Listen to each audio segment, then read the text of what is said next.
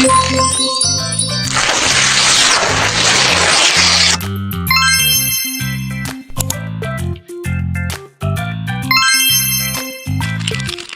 pertama, itu ada runtuhnya kekuasaan politik pribumi.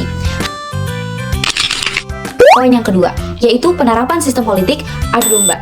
Jadi, pemerintahan kolonial Belanda menerapkan politik adu domba yang digunakan untuk memecah belah dan memperlemah kekuatan kerajaan bangsa Indonesia. Salah satunya adalah penerapan adu domba. Pada masa Kerajaan Banten, akibat penerapan politik adu domba itu membuat beberapa kerajaan besar yang berkuasa di berbagai daerah satu demi satu tumbang dan dapat dikuasai oleh pemerintahan Belanda. Otomatis, perkembangan kekuasaan kolonial di berbagai daerah Indonesia mengakibatkan berkurangnya kekuasaan politik pribumi, baik itu kerajaan lokal maupun para penguasa lainnya. Pemerintahan kolonial yang semakin kuat itu juga pada akhirnya mengakibatkan kepercayaan rakyat terhadap para penguasa lokal semakin menurun. Dan pada akhirnya, pemerintahan dikuasai oleh pemerintahan kolonial. Adanya perubahan struktur birokrasi di Indonesia. Jadi, pemerintah kolonial Belanda mulai merombak struktur birokrasi Indonesia. Setelah pemerintah kolonial Belanda itu memperlakukan konstitusi pada tahun 1848. Berdasarkan konstitusi tersebut, wilayah Indonesia harus menyusun undang-undang pemerintahan. Kemudian, sistem keuangan dan juga sistem audit yang harus disetujui terlebih dahulu oleh Majelis Perwakilan. Karena struktur birokrasi yang berubah sistem hukum di Indonesia itu mengalami perubahan di mana Gubernur Jenderal Landis merupakan kotak dasar dari perubahan sistem hukum tersebut. Yang awalnya sistem hukum tradisional berubah menjadi sistem hukum modern yang coraknya mengikuti model barat, kemudian mulai mengenalkan yang namanya hukum pengadilan umum di setiap wilayah. Dampak kolonialisme dan imperialisme di bidang ekonomi. 1. Adanya penerapan kebijakan ekonomi yang menyengsarakan rakyat pribumi. Jadi ada beberapa kebijakan ekonomi yang membuat pada akhirnya rakyat pribumi sengsara. Misalnya, sistem tanah paksa, di mana sistem tanah paksa ini mewajibkan para petani mengelola tanahnya sendiri sesuai dengan kebijakan pemerintahan kolonial. Kemudian mereka juga diwajibkan menanam tanaman yang laku di pasaran dan di komoditas ekspor. Para petani juga wajib menyumbangkan tenaganya secara paksa kepada pemerintahan kolonial. Semua kebijakan itu akhirnya membuat para pribumi mengalami kesengsaraan karena tenaganya lebih banyak tercurah kepada pemerintahan kolonial dibandingkan kepada mereka sendiri. Sehingga banyak rakyat pribumi pada masa itu mengalami kesulitan dalam mendapatkan bahan makanan dan kemudian terjadilah berbagai bencana kelaparan di berbagai daerah. Dampak di bidang ekonomi, yaitu munculnya industrialisasi dan perkebunan di Indonesia.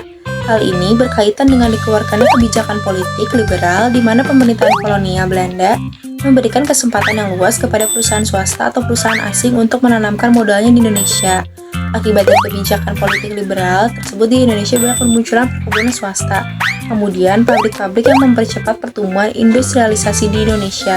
Meskipun pabrik atau industrialisasi itu banyak bermunculan di Indonesia, pada akhirnya masyarakat pribumi yang menjadi orang yang paling dirugikan karena mereka banyak bekerja perkebunan atau di pabrik dengan upah yang sangat rendah. Pada intinya, perekonomian masyarakat pribumi pada masanya penjajahan itu mengalami masa-masa yang suram. Karena banyak terjadi eksploitasi dan pemerasan tenaga kerja untuk mencukupi kebutuhan pemerintah kolonial, kemudian para penjajah itu mulai menerapkan monopoli perdagangan dan berbagai kebijakan yang berpusat pada kepentingan pemerintahan kolonial. Tapi di sisi lain, pembangunan perekonomian itu juga memiliki nilai positif dalam perkembangan, misalnya apa yang laku di pasaran dan memiliki nilai jual tinggi. Kemudian dibudayakan berbagai pertambangan di Indonesia, mulai dibangun berbagai infrastruktur, misalnya jalan, kemudian rel kereta api, jembatan, pasar, dan gedung-gedung yang mungkin pada masa sekarang itu masih bisa kita lihat.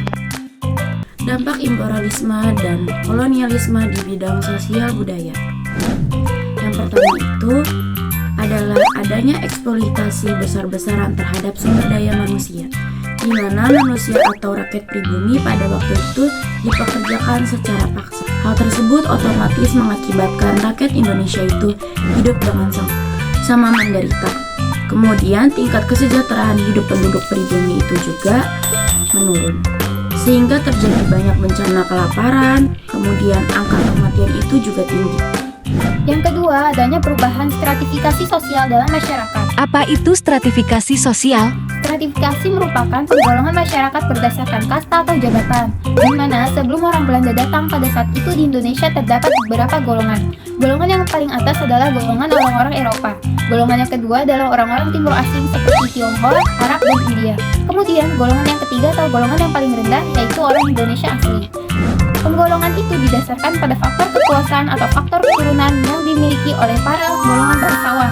Tapi setelah bangsa Belanda datang, otomatis ada perubahan di dalam stratifikasi sosial, di mana golongan yang paling atas itu tidak ditempati lagi oleh para kaum bangsawan, karena Belanda ingin mengambil alih kedudukan kaum bangsawan.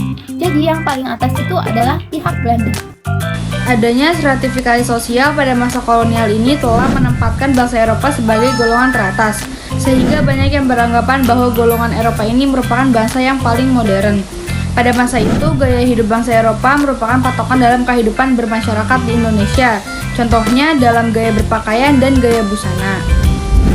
Pakaian yang dikenakan dibedakan berdasarkan waktu pemakaiannya, sebagai contoh saat berada di rumah, yang dikenakan adalah kebaya, dan ketika acara resmi yang digunakan adalah blouse, rok, dan gaun-gaun mewah.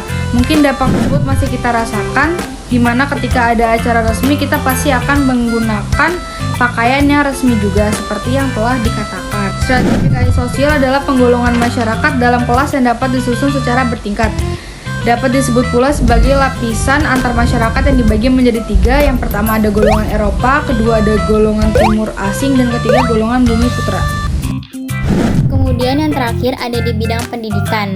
Pendidikan ini identik dengan adanya kebijakan politik etis yang pernah kita bahas di materi sebelumnya, di mana salah satu di politik etis ini yaitu edukasi. Pemerintah kolonial Belanda kemudian mendirikan berbagai sekolah untuk memberi pendidikan modern bagi rakyat Indonesia. Dengan adanya politik etis tersebut, yaitu dengan adanya pendidikan, telah melahirkan golongan-golongan muda yang memiliki tingkat intelektual tinggi, sehingga melahirkan organisasi-organisasi muda yang nantinya akan membawa Indonesia ke dalam masa kemerdekaan.